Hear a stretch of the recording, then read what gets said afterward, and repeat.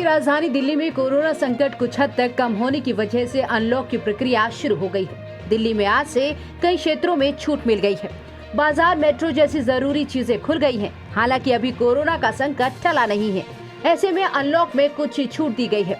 अब containment zone के बाहर स्थित बाजारों और मॉल्स को ऑड इवन के आधार पर सुबह 10 बजे से शाम 8 बजे तक के लिए खोला जा सकेगा।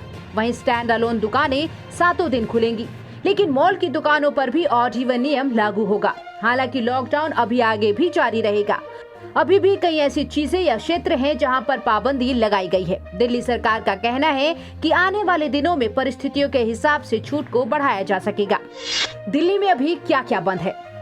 Mall, gym, swimming pool, cinema hall, entertainment park. Restaurant में बैठकर खाने पर पाबंदी, सिर्फ होम डिलीवरी की इजाजत। साप्ताहिक बाजार बंद रहेंगे, ऑड इवन के हिसाब से दुकानें खुलेंगी। इंटरटेनमेंट फील्ड से जुड़ी कोई अन्य दुकान या जगह भी बंद रहेंगे, जैसे गेमिंग सेंटर्स आदि। स्कूल, कॉलेज, कोचिंग सेंटर्स बंद रहेंगे। बेवजह बाहर घूमने फिरने पर भी अभी रोक है। पार्क, गार्डन अभी भी बंद है, यहाँ पर घूमने पर रोक है। कंटेनमेंट जोन में किसी तरह की छूट नहीं है, यानी जहाँ केस ज्यादा है वहाँ लॉकडाउन लगा हुआ है। सैलून, ब्यूटी पार्लर अभी भी बंद रहेंगे।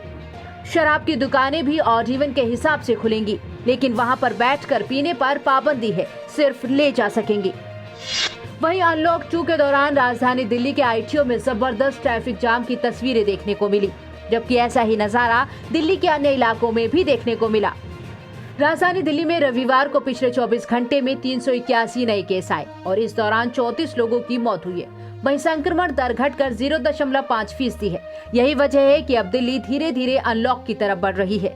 इस बीच दिल्ली के मुख्यमंत्री अरविंद केजरीवाल ने ट्वीट कर लोगों से सावधानी बरतने की अपील की। उन्होंने कहा कि कोरोना से बचाव के लिए जरूरी सभी एहतियात बरतें, मसलन मास्क पहने, सोशल डिस्टेंसिंग का पालन करें और हाथ धोते रहें। इसमें बिल्कुल भी ढिलाई नहीं करनी है। कोरोना संक्रमण से बचकर भी रहना है और अर्थव्यवस्था को फिर से पटरी पर लाना है। घरेलू उड़ानों में आरटीपीसीआर को सीमित करने की कोशिश पर राज्यों में असहमति के बीच केंद्र सरकार इस पर लगातार कोशिश कर रही है। केंद्र सरकार चाहती है कि जिन यात्रियों को कोविड वैक्सीन की दोनों डोज लग गई हैं, उन्हें घरेलू उड़ान में आरटीपीसीआर की बाध्यता से बाहर रखा जाए। इसे लेकर नागरिक उड्डयन मंत्रालय राज्यों से बात कर रहा है।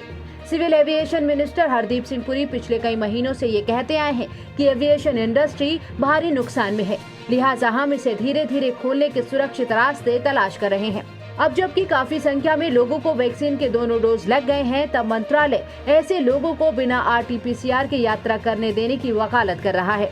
दरअसल स्वास्थ्य संबंधी मामलों पर राज्य का अधिकार होता है और राज्यों की अनुमति के बिना आरटीपीसीआर टेस्ट को नहीं हटाया जा सकता। इस वक्त महाराष्ट्र और पश्चिम बंगाल जैसे कोरोना प्रभावित राज्यों में आरटीपीसीआर दिखाना अनिवार्य है। महाराष्ट्र और पश्चिम बंगाल जैसे राज्यों ने केंद्र सरकार के इस प्रस्ताव पर कोई दिलचस्पी नहीं दिखाई है।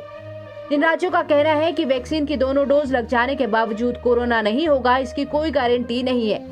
आधिकारिक सूत्रों के अनुसार पश्चिम बंगाल सरकार की तरफ से कहा गया है कि अभी वैक्सीनेशन की दर बहुत धीमी है। अधिकांश लोगों को वैक्सीन की दूसरी डोज मिलने में दिक्कत आ रही है। ऐसे में जब तक देश की 70% आबादी को वैक्सीन के दोनों डोज नहीं लग जाते, तब तक आरटीपीसीआर की बाध्यता को बनाए रखना मजबूरी है।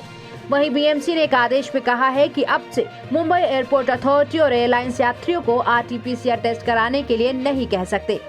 बीएमसी की ओर से जारी नए दिशा निर्देशों के मुताबिक सभी घरेलू यात्री जो महाराष्ट्र के किसी स्थान से हवाई यात्रा के जरिए मुंबई आ रहे हैं, उन्हें आरटीपीसीआर टेस्ट कराना अनिवार्य नहीं है।